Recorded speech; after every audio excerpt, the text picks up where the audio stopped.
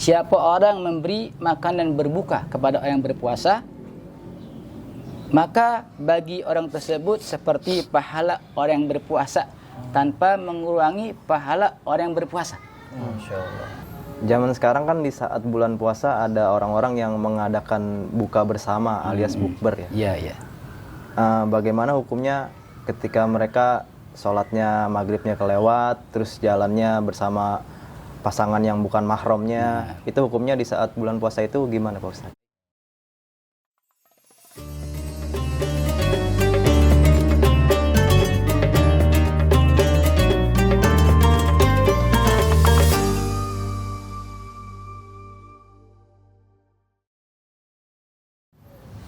Assalamualaikum warahmatullahi wabarakatuh. Waalaikumsalam warahmatullahi wabarakatuh. Halo sahabat Journey, balik lagi sama saya Fadil di Hikmah Ramadan dari Journey to Masjid. Kali ini kita berkesempatan berbincang bersama dengan Pak Ustadz Ahmad Maulana. Assalamualaikum Pak Ustadz, kita ketemu lagi nih. Warahmatullahi wabarakatuh. Nah, selain sama Pak Ustadz Maulana, biasa kita juga kedatangan teman-teman dari tim Journey. Ada Mas Hadi. Assalamualaikum Mas Hadi. Waalaikumsalam warahmatullahi wabarakatuh. Selain Mas Hadi juga kita ada Mas Hilal nih. Mas Hilal senyum mulu Hilal. Nah teman-teman, Pak Ustadz, kali ini kita mau ngebahas yang lumayan agak relate nih sama keseharian kita nih. Saat kita mau ngebahas tentang kegiatan positif apa sih yang bisa kita lakuin di bulan puasa. Kan banyak tuh pasti teman-teman yang aduh gue puasa ngapain nih, lagi libur kerja, lagi libur sekolah ngapain nih. Nah kita share nih Pak Ustadz sama teman-teman nih. Silakan Pak Ustadz, boleh dijelasin ke teman-teman. Bismillahirrahmanirrahim. Assalamualaikum warahmatullahi wabarakatuh. Waalaikumsalam warahmatullahi Alhamdulillahirabbil alamin wal aqibatu lil muttaqin wala udwana illa 'alal zalimin. Amma ba'du. Hadirin yang dirahmati Allah Subhanahu wa taala. Di dalam bulan Ramadan ada amalan-amalan ibadah yang positif. Selain yang dihadiskan oleh Nabi sallallahu alaihi wasallam, sebagaimana Nabi mengatakan dalam hadis beliau, "Man shoma ramadhana wa qamahu imanan wa ihtisaban, ghufira lahu ma taqaddama min dzambi." Siapa orang berpuasa bulan Ramadan, wa qamahu, dan beribadah di bulan Ramadan, yakni kalimat qamahu di sini ulama berpendapat bahwasannya melaksanakan salat sunnah tarawih yang menjadi amalan ibadah positif. Imanan wa ihtisaban ay at-tasdiq bi wa'dillah, semata-mata membenarkan janji Allah Subhanahu wa taala, wa ihtisaban semata-mata ikhlas karena Allah Subhanahu wa taala, ghufira lahu ma taqaddama min dzambi, maka Allah akan mengampuni dosa-dosanya yang telah lalu.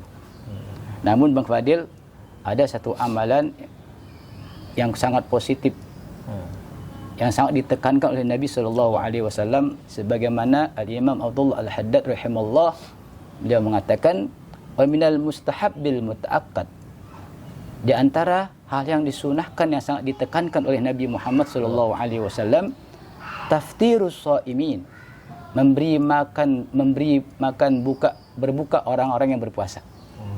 Memberi makanan berbuka pada orang-orang yang berpuasa.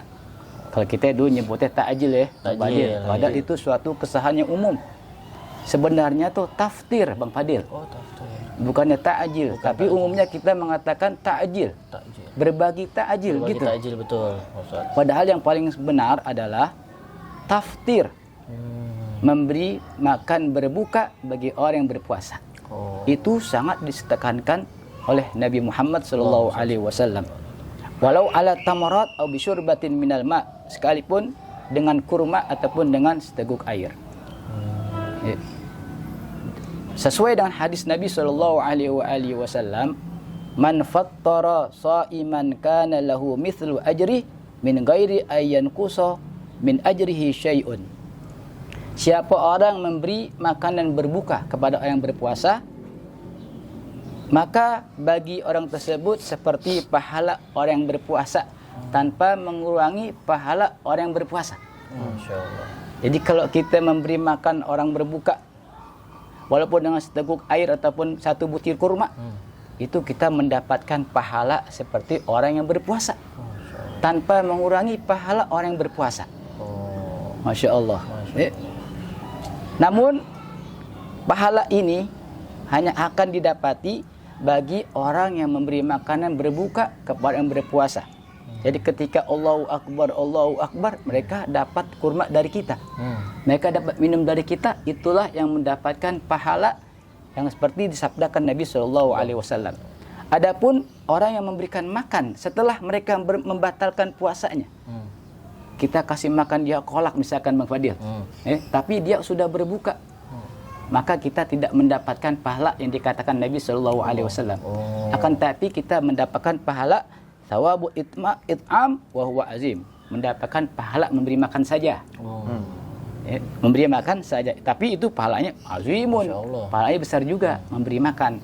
Sebagaimana hadis Nabi dikatakan surga rindu dengan 4 orang.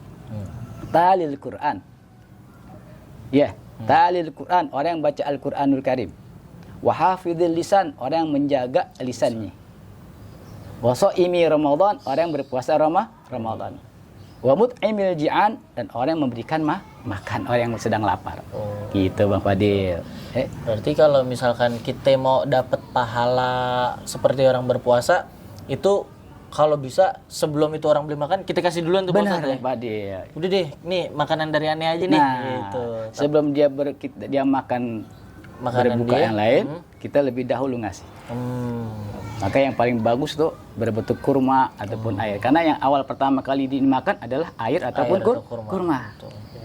Jarang sih yang langsung makan. Ada juga yang ada langsung juga makan. yang langsung. Gitu. Tapi emang apa namanya, mesti kita manfaatin Benar. kalau begitu Pak Ustadz ya. Baik. Jadi usahain buat ngebatalin dulu yang kita Betul, kasih. Tapi itu kalaupun memang orang itu udah berbuka duluan, ya kita juga tetap dapat pahala. Dapat pahala memberi makan orang. Oh gitu. Tuh teman-teman, itulah penjelasan tentang hal positif yang bisa kita lakukan. Lo itu kalau bahasa orang zaman sekarang, kalau nggak puasa Pak Ustadz, Jumat berkah. Jumat berkah, benar. Itu Jumat berkah tuh Masya Allah juga Pak Ustadz. Masya Allah memberikan makan orang. Tapi karena kita lagi puasa, bisalah Jumat berkah di bulan puasa. Betul. Jumat juga, cuman rada maghrib aja. Nah, Pak Ustadz nih ada teman-teman yang mau nanya nih dari Mas Hilal dulu nih, mungkin nih mau nanya nih. Assalamualaikum warahmatullahi wabarakatuh. Waalaikumsalam warahmatullahi wabarakatuh. Pak Ustadz, saya mau tanya, gimana sih cara kita ngejaga keseimbangan antara bekerja, kuliah, sama ibadah puasa gitu biar tetap lancar ibadah puasanya? Baik, Mas Hilal, terima kasih. Yang pertama, niat yang sungguh-sungguh dalam menghidupkan hari-hari Ramadan. Karena tanpa ada niat kesungguhan, maka kita akan sia-sia. Kan kita tergantung niat. Iya betul. Ya? Innamal a'malu binniyat. Ya. Dengan berbagai macam ibadah. Ya, kita niat sungguh-sungguh dalam menghidupkan hari-hari Ramadan dengan berbagai macam ibadah. Yang kedua, pandai memanage waktu dengan baik. Di saat kerja, ya bekerja. Itu Hilal. Di saat kuliah, kuliah. Ketika ada waktu senggang setelah kuliah, gunakan ibadah. Setelah kelar pulang dari kerja, ada waktu senggang, segera ibadah. Baca Quran, berzikir. Makanya memanage waktu sangat baik, itu sangat penting sekali. Seperti Nabi SAW dalam hadis beliau, kana Nabi SAW yuhibbu an yunazima a'malahu wa yutqinaha. Adalah Nabi SAW suka bahwasannya memanage waktu, mengatur waktu-waktunya, aktivitas-aktivitasnya, dan membaguskannya. Jadi tergantung Mas Hilal nih, pinter-pinter gak memanage waktunya. Karena Nabi Muhammad sudah mengajarkan, kita harus mengikut kepada Nabi Muhammad SAW, pandai memanage waktu, mengatur waktu, aktivitas dengan baik, dan membaguskan waktu-waktu kita, aktivitas kita. Itu Mas Hilal. Berarti harus kita atur tuh Pak Ustadz. Kalau perlu kita lupaan orangnya, udahlah aneh mau buat plan nih dari pagi, aneh harus begini, tapi tetap plan kita harus plan-plan yang positif. Betul. Plan-plan yang baik, jangan plan yang nggak baik dicatat juga. Benar. Maka terkadang suka ada Bang Fadil, di sekolah-sekolah ada jurnal Ramadan ya. Iya. Nah, itu bagus tuh, jurnal Ramadan. Jadi melihat aktivitas anak-anak kita, anak sekolah, tarawihnya gimana, baca Qur'annya gimana. Nah, itu mengikut kepada ajaran Nabi SAW. Karena belajar memanage waktu di bulan Ramadan dengan baik. Walaupun dia paginya dia belajar, siang harinya dia bisa sholat zuhur, ditulis sholat zuhur, dicentang. Sholat asar, tadarus. Ketika ada kajian agama di musola, dia minta tanda tangan. Tanda tangan guru. Ada gitu. Isi ceramahnya hari ini temanya apa? Betul. Terawihnya hari ini Ya. apa? Sholat apa enggak? Betul. Itu dari zaman saya tuh Pak Ustadz, dari saya zaman masih SD tuh. Masya Sampai sekarang Masya Allah masih apa ya? Masih berjalan dengan baik lah plan Ya, seperti itu. alhamdulillah. Nah, ada satu lagi nih Pak Ustadz nih, Bang Hadi nih mau nanya nih. Assalamualaikum warahmatullahi wabarakatuh. Waalaikumsalam warahmatullahi wabarakatuh. Saya mau bertanya Pak Ustadz. Nah, Zaman sekarang kan di saat bulan puasa ada orang-orang yang mengadakan buka bersama alias bukber ya. iya. Bagaimana hukumnya ketika mereka sholatnya maghribnya kelewat, terus jalannya bersama pasangan yang bukan mahramnya, itu hukumnya di saat bulan puasa itu gimana Pak Ustadz? Baik, terima kasih Mas Hadi. Adapun masalah bukber buka puasa bersama itu diperbolehkan. Bahkan bukber itu menjadi ajang silaturahmi buat keluarga kita, buat kawan-kawan kita. Yang jadi permasalahan adalah bagaimana bukbernya ini dicampuri atau dimasukkan oleh hal-hal berbau maksiat atau tidak. Seperti ulama-ulama kita bukber, mereka mengadakan bukber, para ulama, habaib, kiai buka puasa bersama dan melaksanakan amalan-amalan ibadah, berzikir, baca Quran, membaca kisah Nabi SAW. Namun apabila bukbernya dicampuri dengan hal-hal berbau maksiat, ini yang dikatakan akan hilang pahala puasanya. Kenapa demikian? Karena bagi orang yang berpuasa itu ada yang dinamakan al-mufattirat, al-muhbitat, yang bisa membatalkan puasanya dan membatalkan pahala puasanya. Terlebih lagi hal berbau maksiat seperti berjalan dengan yang bukan mahram, apalagi meninggalkan salat maghrib, itu kan maksiat kepada Allah Subhanahu wa taala. Padahal Imam Abdul Al-Haddad dia mengatakan, wa yanbaghi lil mu'min, maka dituntut bagi seorang mukmin an yubaligha fit taharruzi anil mukhalafat, bahwasannya bersangatan benar-benar dalam menjaga diri daripada menyalahi perintah Allah. Kita tidak sholat menjadi perintah Allah, bukan? Iya. Wa innal ma'asiyah fil awqatil fadilah, karena bahwasannya maksiat di waktu-waktu yang mulia, yakunu ithmu aziman wa wizruha katsiran, bahwasannya dosanya sangat besar. Berarti kita nggak dapat pahala, bahkan dapat dosa. Kita buka puasa bersama yang bukan mahram, meninggalkan salat maghribnya, bukan dapat pahala, malah dapat dosa. Bahkan puasa kita pahalanya hilang. Gitu Mas Hadi. Ya. Makasih Mas Hadi. Ustaz. Berarti cuma dapat haus sama lapar doang. Haus sama lapar doang.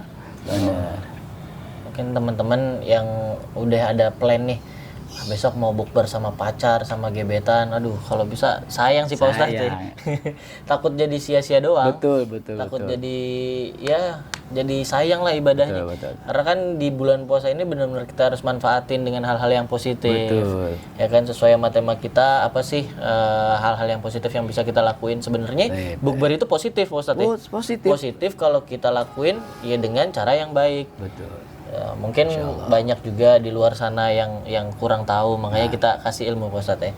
Nah teman-teman, itulah yang bisa kita jelasin hari ini bersama Pak Ustadz Ahmad tentang amalan positif yang bisa kita lakukan di bulan Ramadan, yaitu kita bisa berbagi takjil Pak Ustadz yang utama ya. Taftir. Taftir. Mohon maaf Pak Ustadz, berarti berbagi taftir. Jadi memberi makan kepada orang yang berpuasa. Karena pahalanya seperti orang yang berpuasa. Berarti kalau kita puasa ngasih orang buka yang lagi puasa, kita dapat pahala double jadi kita. Masya Allah, puasa 1 hari dapat 2 hari. Betul, Masya Berarti Allah. kalau bisa setiap hari aja kita ngasih apa orang buat buka maksudnya. Biar kita puasa 30 hari tapi pahalanya 60 hari. 60 hari. Oke lah teman-teman, itulah yang bisa kita share hari ini. Pak Ustadz, makasih banyak nih waktunya. Sama-sama Bang Bang Hadi, makasih banyak. Mas Hilal, makasih banyak. Teman-teman, terima kasih juga yang udah nonton. Jangan lupa terus saksiin Hikmah Ramadan dari Journey to Masjid. Masih bersama saya Fadil. Terima kasih buat semuanya. Terima kasih Pak Ustadz, Mas Hilal, Bang Hadi. Jangan lupa like, comment, subscribe, dan share video ini. Dan jangan lupa juga share jangan lupa juga follow sosial media kita di @journey2masjid. Wassalamualaikum warahmatullahi wabarakatuh. Waalaikumsalam warahmatullahi wabarakatuh.